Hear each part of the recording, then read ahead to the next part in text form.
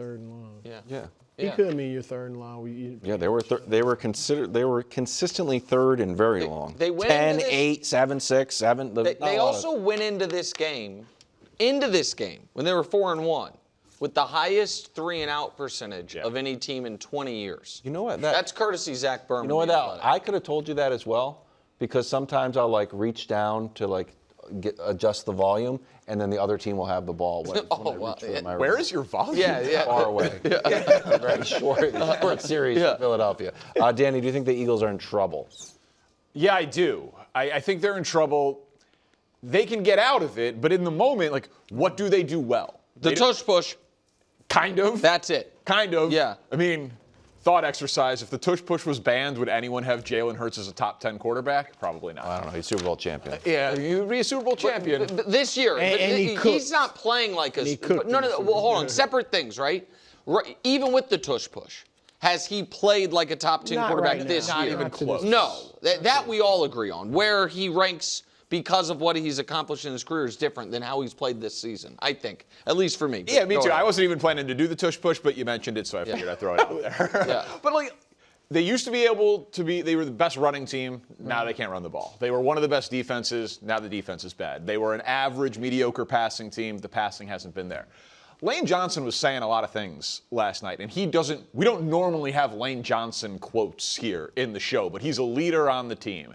And he also, later on in that press conference, said, we get into the game and you can game plan, but you also have to make adjustments. I haven't heard you guys mention Nick Sirianni's name. Are we sure he's a good coach? Because if everyone's putting this at Kevin Patullo, Nick Sirianni used to call plays. He was a wide receiver coach. He was an offensive coordinator. Do something, man. Like, I watch that team, and I just wonder, I don't think it's a leadership void. I think Jalen Hurts is an amazing leader. But they clearly have a game plan execution issue. And at some point, that should fall to the head coach that has the best winning percentage in the history of their organization. Well, that's my question about. I think he's a good. I don't see how you can question that right now. Because to me, at the end of the day, for coaches, it's wins and losses. And the dude is. They were 4 wins the year before he got there. He has developed Jalen Hurts. People didn't even think Jalen Hurts was a starter when Sirianni took over. So I'll give him credit for that. But I do wonder about the leadership because, like you said, Jalen's a good leader, but clearly they look rudderless. You got all these quotes coming out of the locker room. A.J. Brown, they have meetings. They talk to him. They say we shouldn't do this. And every single game he comes out with a quote that is just like, why? Like, what was the benefit last night of saying what meeting? I mean, I get it if it was just we were in the parking lot talking, but still, you don't have to shoot it down like Jalen and Saquon were asked about it, and they didn't say what meeting. So, but I mean, I do think they're in trouble, and I think that and I know that side of the table is not gamblers like this side of the table, but this is just for the context of that type of loss. A team that's favored like they were, getting beat by that much, is pretty rare. And the instances that it's happened, it's meant one of two things. Either the favored team is not the team we thought they were going to be, or the underdog's way better than expected. So the 22 Packers, that was Aaron's last year there when they missed the playoffs. The 22 Bucks, that was the scoring, not boring, not scoring team. Yeah. That they had gotten a lot of credit because they were the Bucks, but they weren't actually that year. 22 Pats, they're coming off the Mac Jones, the one good Mac Jones year. I'm not trying to take a shot. Coming off playoff year. And the Jags thing that was Houston, C.J. Stroud's coming out. We already thought Houston was going to be terrible, right? So that is concerning, to be that type of favorite and to get really thoroughly beaten. And the other thing is, and this is where I just think we have to be, we can say what Jalen Hurts has accomplished is nobody can take it away from him. Mm-hmm. He is literally a champion. You can, as your point, can you win a Super Bowl with Jalen Hurts? They did it. He was a big part. Correct. I was about to say, I think it is fair to say he is a big game player. You know what I mean? He plays his best in the biggest moments, and that is super valuable at that position.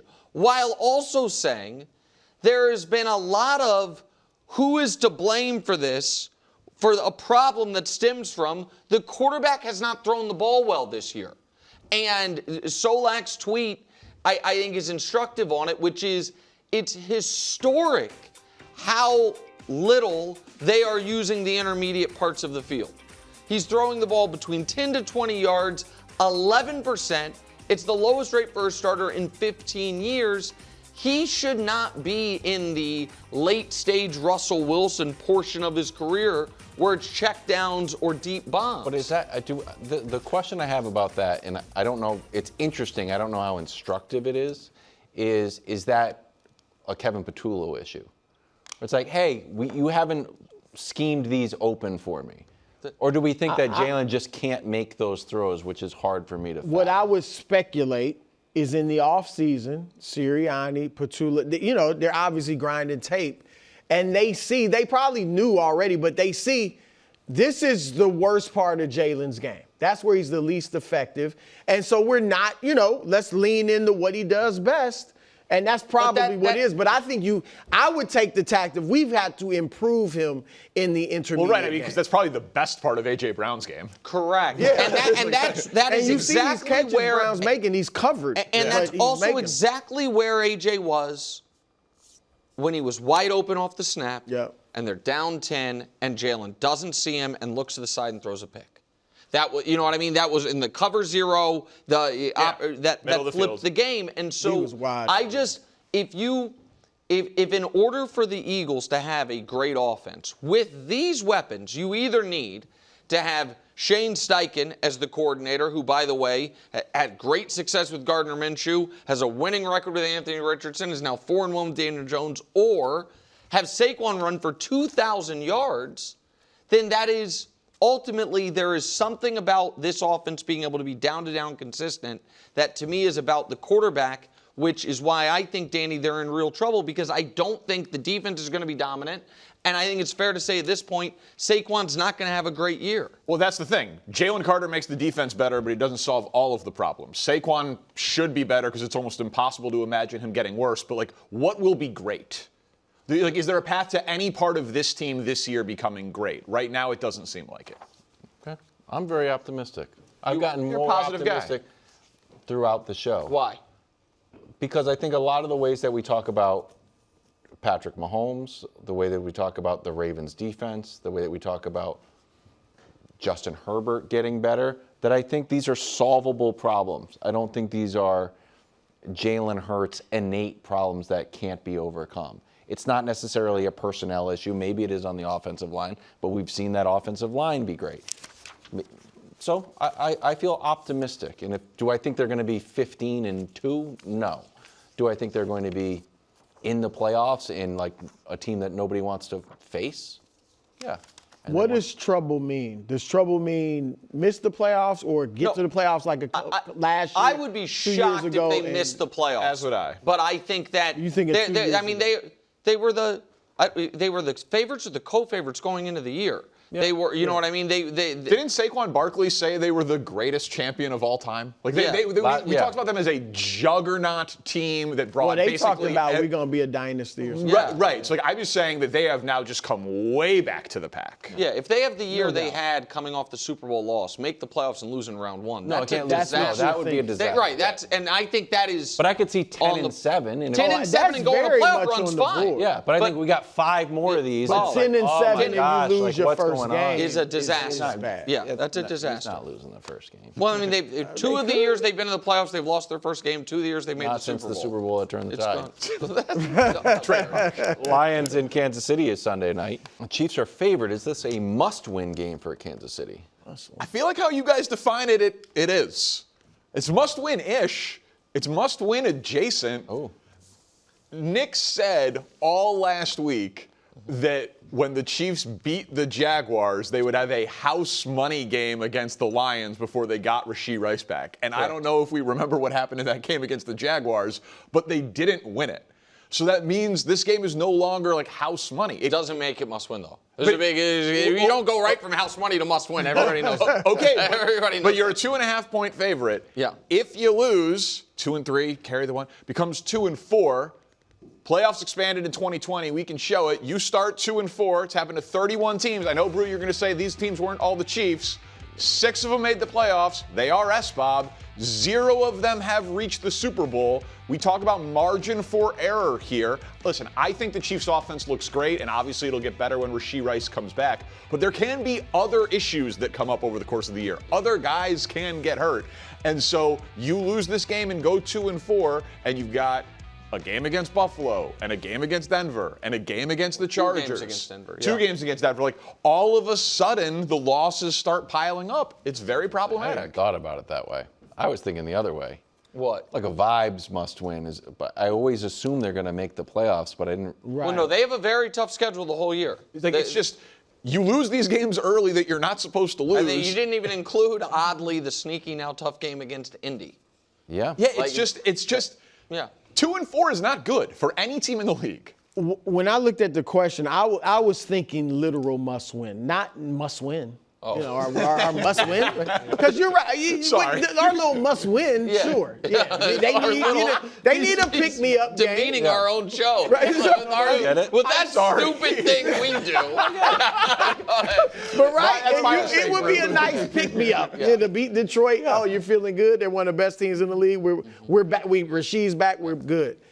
But literal, I mean, you took it to the literal level because that actually makes some sense. That you do have a tough schedule, and I mean, you can only lose so many games. So, but I know I expect them to lose. I wouldn't be shocked if they win, but I expect them to lose, be 2-4, get Rasheed back, and then kind of start rolling. And so, no, I don't think it's a must-win. It is a must-win, but it's a must-win for the Lions.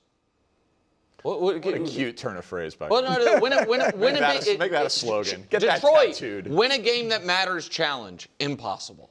I understand they are everyone's champion because they are once again going to win the very important title of scoring margin and the most 40-point games, the most 50-point games. And oh my God, we all love the light show, and Detroit has taken it from Kansas City. But we saw them last year in the playoffs. Not rise to the occasion. We saw him the year before have a 17-point lead in the conference championship game fall apart. We saw him this year play one true contender this year and got dog walked by him for 3 quarters before they got a late touchdown to make it look a little bit better. If you then play the Chiefs when you're rolling, scoring 40 on everyone, and you lose that game, I respect Dan Campbell immensely and the culture he has instilled. It will be hard for those Lions to think they are actually A-list. That, you know what, we are going to play back-to-back-to-back games in the divisional round, conference championship round, the Super Bowl against A-list contenders and beat them. And so that you are right that it becomes a math problem for Kansas City as the losses pile up. And it will start to be, if they lose this game and then lose to Buffalo, look at them like the Bengals, God, I would hate that, of last year. Like, oh, they could be dangerous, but are they going to get in? But they're not going to be. Nobody in the Chiefs locker room is going to be like, man, can we do it? Right. Like, and so I think you're overstating that on Detroit's side. They won 15 games last year. That game against the Vikings, they won. Wow, they beat Sam Darnold in Week 17. That was a huge game. It was for the division. It was for the 1 seed. I mean, I would point to the win at Kansas City, but that was Week 1. That was a big game. Yeah, no, that was But you are right. Since then, right. They won. They beat a lot of. I mean, I guess beating Baltimore. In an NFC Championship game. Beating Baltimore a couple weeks ago. I mean, at that point, Baltimore. Time now for Parkins picks. Red hot. I am seeing the NFL very clearly. This is the official pick segment. I plug into the matrix. I see the league clearly. I'm not going to let 3-0 change me. I'm not scared of picking big games. Taking the points with Detroit. Play in the wood with the Chicago Bears. Easy, easier, and easiest. I know that I'm right. All right, you're on. You've got too much stuff. I got too much stuff for a guy who went 8-7. Yeah, you got. But it doesn't matter to me. Too much stuff. Last week, oh man, you know, Nick, an 8.5-point favorite losing outright. I was still on the right side of it. He said that to me. The Rams were 8.5 point. He was laying 8.5. They lost outright. He says to me Sunday while we're watching football, I still like that pick.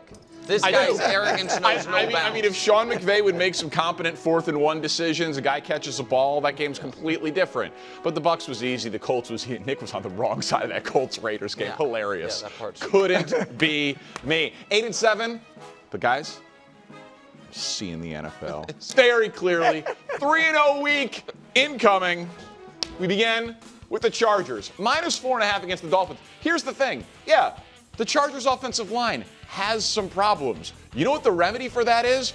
Arguably the worst, non-Ravens edition, defense in the NFL. Here's how the quarterbacks have fared who have played the Miami Dolphins this year. Those are some good passer ratings. Bryce Young and Justin Fields, 8 against Miami. Give me Justin Herbert to have a get-right game. That is the worst passer rating against of any defense in the NFL. Justin Herbert puts up a monster. Tua can't keep up. Chargers cover the number easily.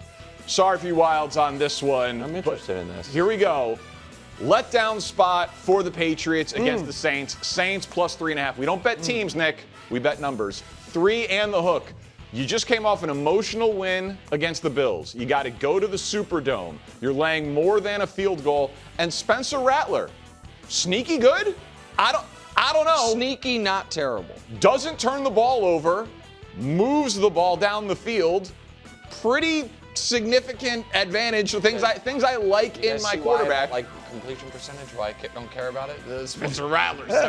Well, when it also coincides with not turning the ball over, it's a recipe for being a dangerous team. And as you mentioned earlier, I mean, their losses are Arizona, San Francisco, Seattle, and Buffalo. 2 of those were one-score games. Buffalo, the game became more than one score, but they were very competitive in that game. Saints, sneaky, not terrible. I know they're eliminated on Nick's tiers. Might be a mistake. Last one, Caleb, +4.5, coming off the bye against the Commanders. Run defense for the Bears, a problem. TJ Edwards coming back, I think, is going to help that immensely. Again, the number here, +4.5, is significant.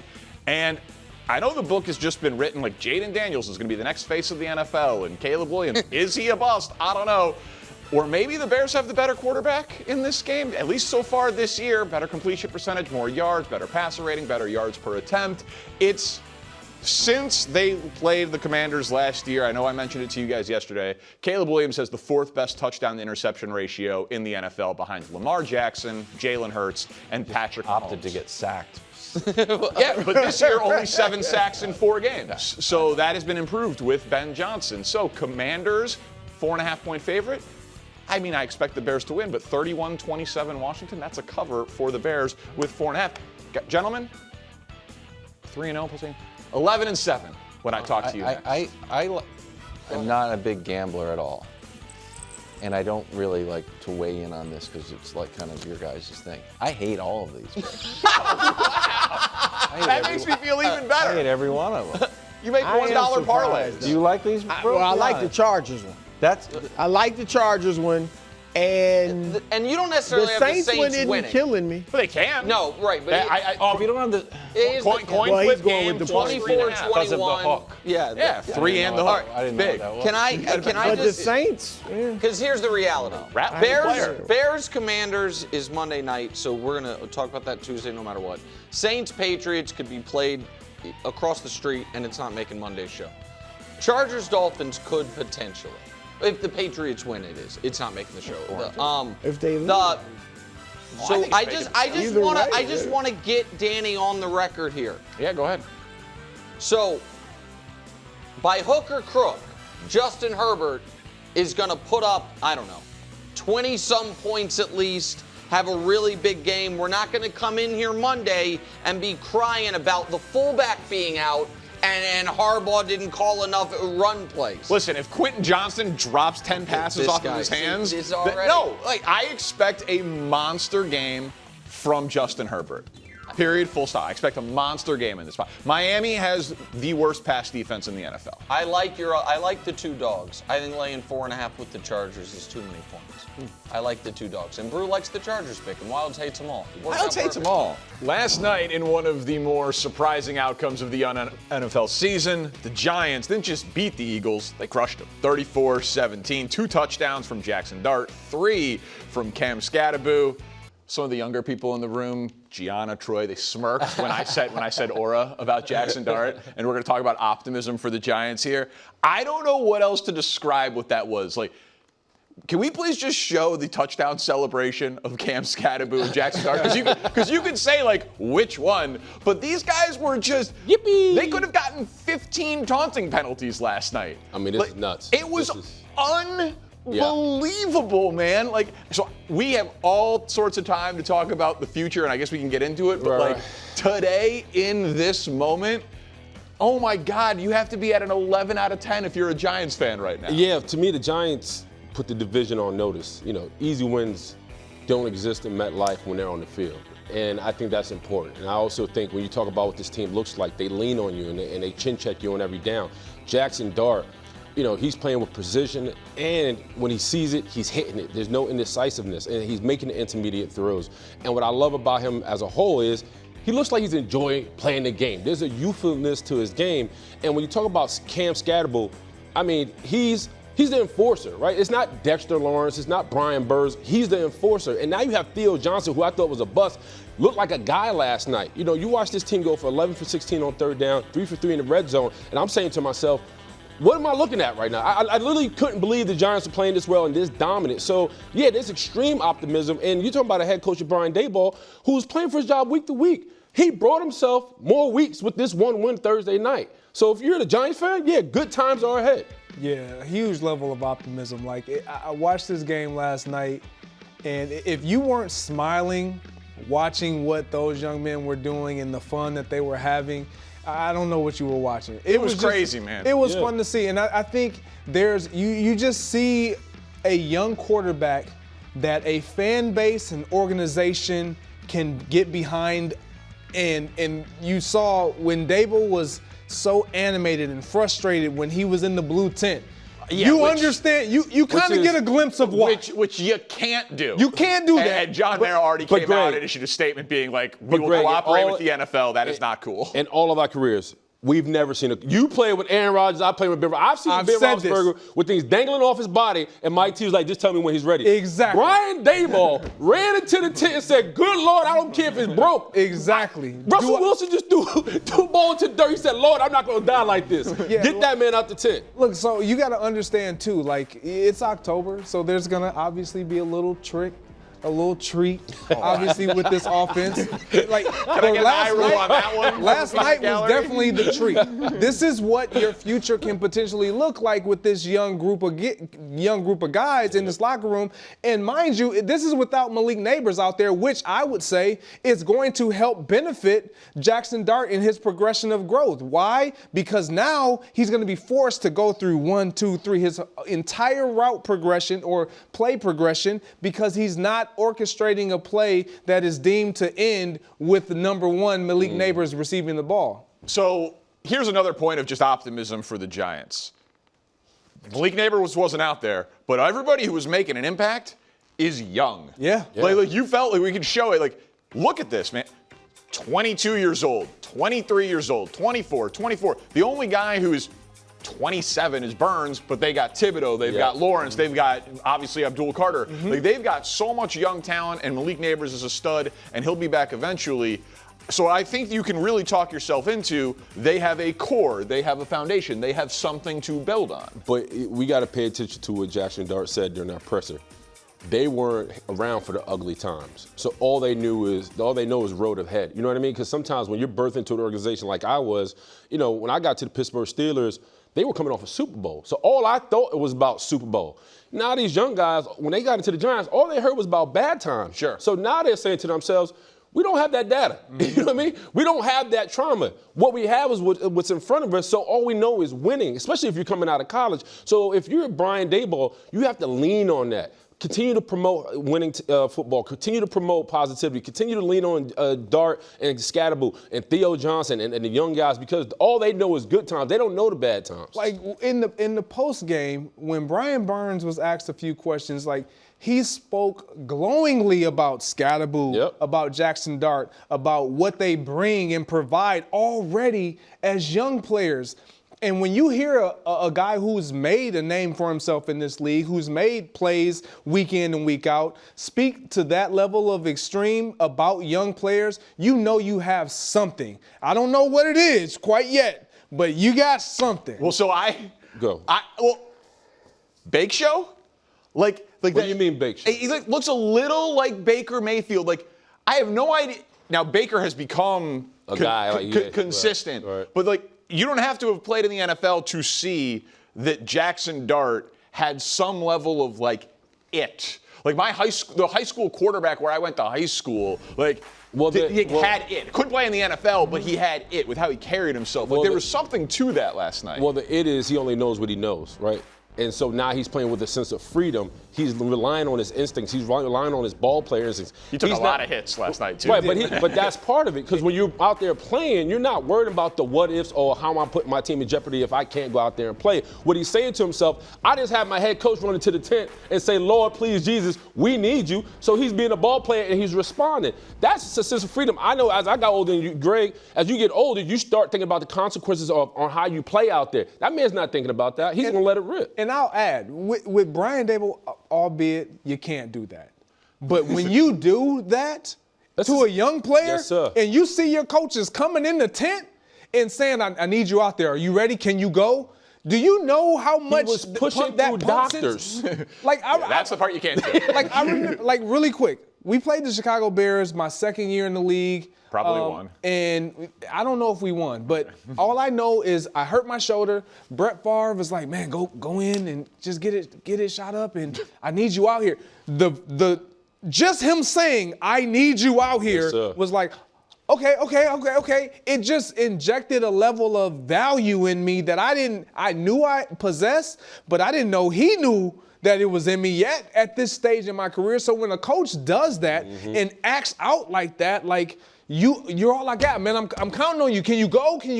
And think about what he saw behind him. Russell threw 2 in the dirt. He said, Lord, no, please. Well, and then he called more running plays. Yeah. So he's like, hey, I need you to be healthy, and then I'm going to put you right back in harm's way.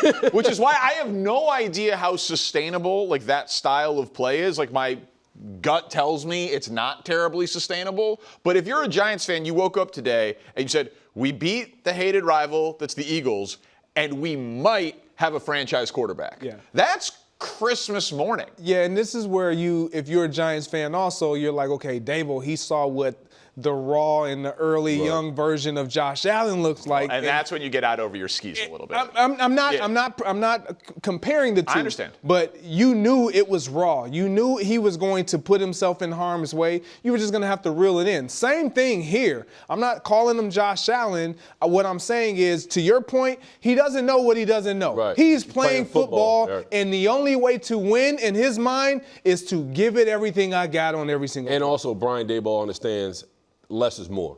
I'm not going to continue to pack things on this young man when he's giving us positive production. If this kid is going out there playing Line football and we're winning and our defense is backing him up and I'm getting guys popping off the roster that I didn't know existed, let's go. Right? Let's go. We'll figure it out in the offseason. Right now, we're winning. Let's continue to win. Do we have the Giants' schedule? Can we just throw it up real quick? Because I will say this. He was so good, Jackson Dart. I wonder if any of those losses would have been wins. Oh, that's a fair. Wait, what were they doing? What did they see playing Russell Wilson? Oh, you know what they saw? They saw resumes. Yeah, but I'm sorry. I thought you guys watched film and had training camp. But if you're a head coach on the bubble, who you going to go with, the Hall of Fame quarterback or the kid out of Ole Miss? I don't know. That guy last night looked like, maybe he could have won that game against Dallas. This is kind of what I feel like I saw too last night. What I see in Jackson Dart is a guy that it just feels like when the lights are on, he shows up. I am him. Right.